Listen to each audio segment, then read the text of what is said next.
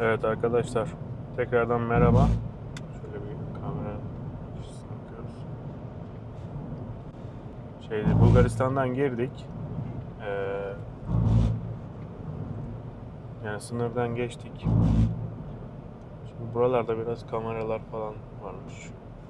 Yavaş gidiyoruz oldukça. Valla bu sefer sınırlardan gayet rahat geçtik. Öyle söyleyebilirim. Hiç arama da olmadı.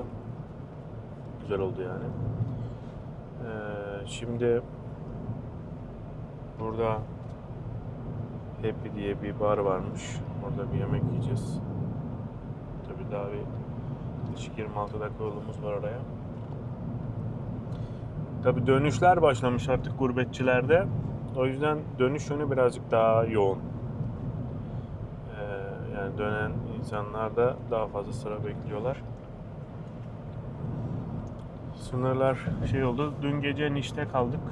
Niş aslında ufak bir kasaba gibi. Bizim yani Manisa'nın, yani ufak derken yine büyük ilçeleri gibi, yani Turgutlu, Akhisar gibi.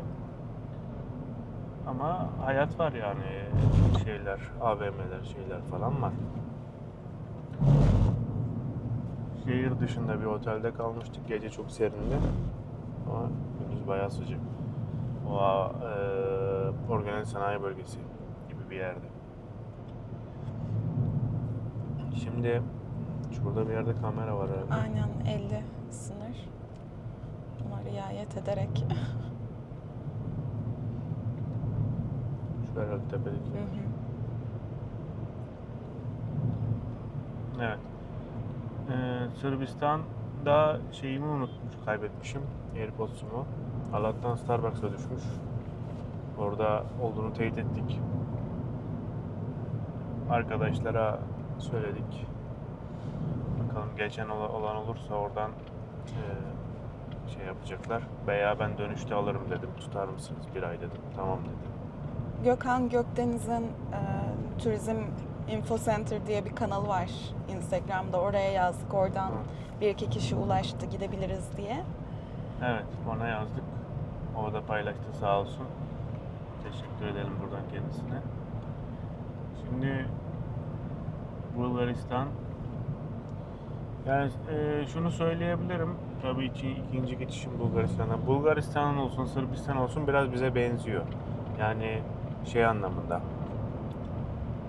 Şehirler olsun, işte kentleşme, binalar. Yani çok da Avrupa'daki şeyler gibi değil yani. Yanlışım varsa düzeltin. Sırbistan özellikle daha çok benziyor. Orası bir İstanbul havası var. Belgrad'da gerçekten İstanbul hissiyatı, girdiğinizde bile şehre hissediliyordu. Böyle kocaman gökdelenler yapılmaya başlamış, inşaat halinde bir şehrin girişi. Aynı şekil İstanbul'un girişiyle. Ama tabii İçindeki işte kaldığımız canlı olan kısmı da bir miktar eskiden, yani 2010 civarı olan Taksim hissiyatına bir tık taşıyor. Ben o yüzden sevdim o kısmını. Ama İstanbul'a biraz fazla benziyor o kısmı. O kısmını çok sevmedim. İstanbul'un kötü taraflarına da biraz benziyor. evet, Skandinavya mıydı öyle bölge? Orada eğlence yerleri var. İnsanlar hafta içi bile çalgılı, çengeli eğleniyorlar. Onun haricinde hareketli tabii ki. Yani yaz, mesela İtalya'da şimdi özellikle Ağustos ayı şehirler boşalmaya başlar. İnsanlar yazlık yerlere gider. Orada hayat devam ediyordu. Turist de çok vardı. Türk turistler de çok var. Tabii vize olmamasının fırsat. Ve fiyatlar da çok değil. Özellikle kalınacak yerler, yani güzel otellerde şöyle 40-50 euro civarında bulabiliyorsunuz. Yemektir, otoparktır. Onlara da iki kişi yediğinizde yine o da bir 40-50 euro civarı yapabilir. Yerine göre daha ucuz da yapabilir. Ama güzel yani hafta sonuna denk getirirseniz bence daha keyifli olur gibi geliyor bana. Niş'te sanki böyle bir gün geçerken bir gezme dolaşma yapılabilir orada. Bana öyle bir izlenim uyandırdı. Bir kafesine gittik, orada kahvaltı ettik. Kahveleri, kahvaltıları işte yani omlettir, şeydir, tosttur falan var. Bayağı da gençler de vardı orada kafede. Yani doluydu biz gittiğimizde. Şehir merkezi tarafındaydı. Yani biraz sanki dolaşılabilir gibi. Şimdi Sofya'da bir yemek molası vereceğiz. Happy'de galiba ben daha önce geçerken biz arkadaş götürmüştük buraya. Çünkü birkaç tane şubesi var. Happy'den sonra Sıla yolculuğumuz Kapıkule'ye doğru devam ediyor. Şu ana kadar sıkıntısız geçtik kapılardan. Bakalım Kapıkule'de nasıl olacak.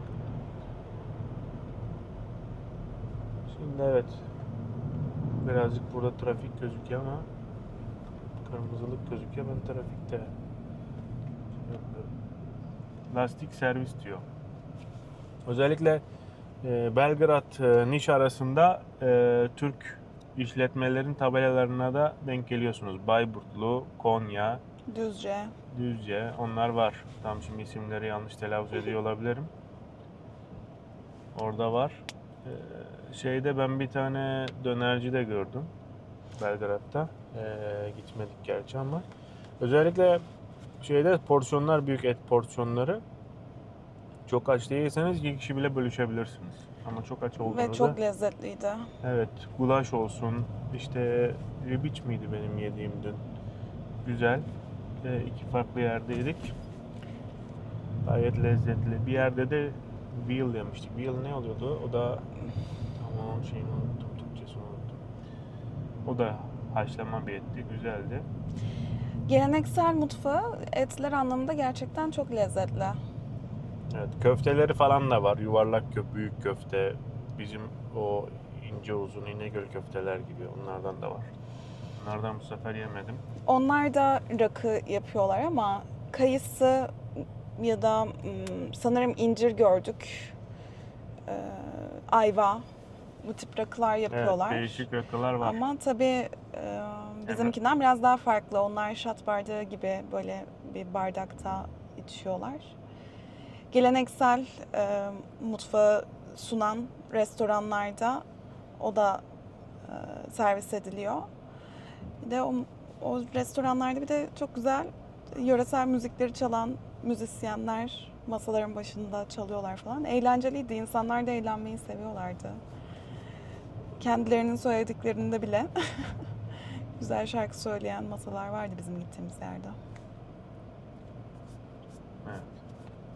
Şimdi biraz burada kaza olmuş herhalde. 6 dakika yol uzadı. Biraz havada sıcak.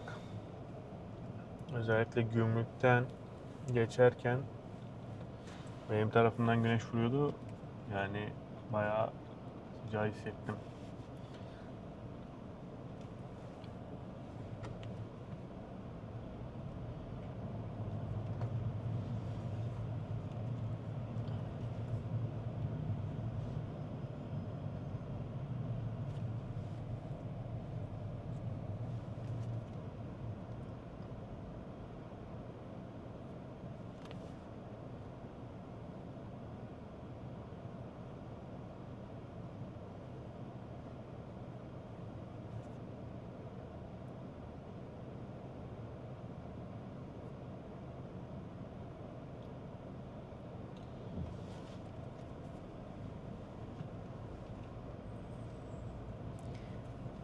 Bulgaristan'a girerken ben problem yaşayacağım diye biraz gerilmiştim. Çünkü bir günlük Schengen vize hakkım kalmıştı. Yani 15 günlük bir ay kullanabileceğim multi girişli bir vize vermişlerdi bana. 14 gününü kullanmıştım. Son bir günü içinde girip çıkmama izin verirken problem çıkartırlar mı acaba diye biraz gergindim. Ancak hiçbir problem olmadı. Sadece günleri saydı. Hani nereye gidiyorsunuz diye dahi sormadı. Gerçi Türkiye'ye gittiğimiz belli de. bugün çıktığımız sürece bir problem yaşamayacağız. Ya şimdi o şöyle bir şey, bu biraz ülkeden ülkeye değişip ve kişiden kişiye değil, polise de değişir. Çünkü bu bazı ülkelerde sorun yaratabilir. Hani sen nereye gidiyorsun, bir gün vizen kalmış, yani çıkman gerekiyor biliyorsun değil mi tarzında bir şey olabilir. Yapabilirlerdi. Ben Bulgaristan'da çok olacağını düşünmüyorum. Çünkü Bulgaristan o anlamda bazen gümrüklerde belli başlı olaylar olabiliyor. Bazen işte yolda çevirmelerde rüşvet isteme paranlı olaylar da oluyor. Sırbistan'da da oluyor tabii bunlar. Ama yani çok öyle zorlukçusu Sırbistan bu konuda daha sıkıntı. Yani orası artık bu işi yani tabii ülkeye değil de kişiler bazlı bir şey. Bu konuda sıkıntı çıkarıyorlar. Şimdi tabii burası kırmızı bayağı. Bakalım.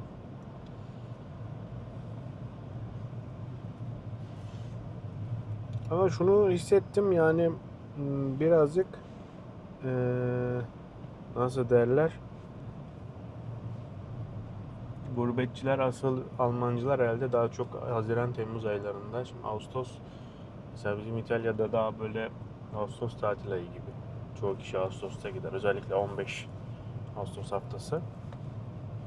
Demek ki gidip dönenler var. Tabii insanların 3 ay tatil yapamayacaklarına göre 1 ay izinlerini kullanıp dönüyorlardır.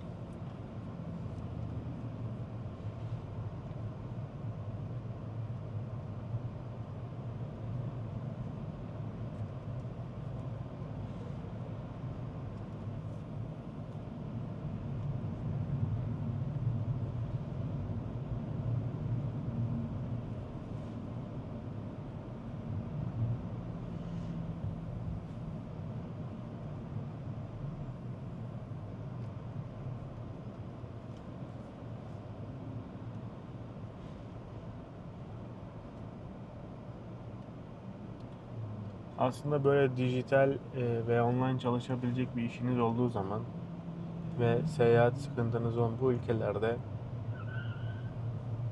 böyle birer ay, çok kısa da değil yani, biraz şehri,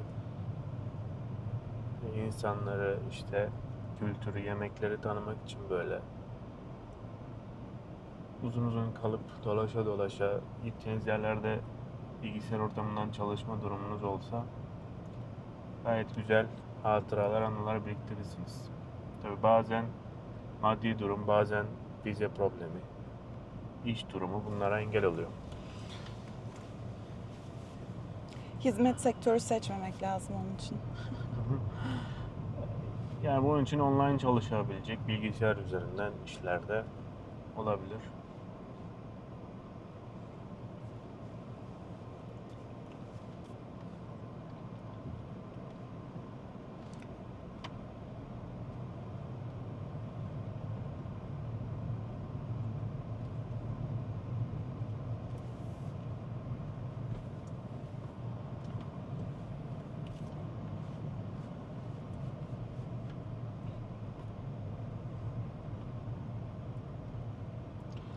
Evet, şimdilik bence kapatabiliriz çünkü hem trafik var hem de biz de biraz acıktığımız için çok da konuşasımız yok açıkçası.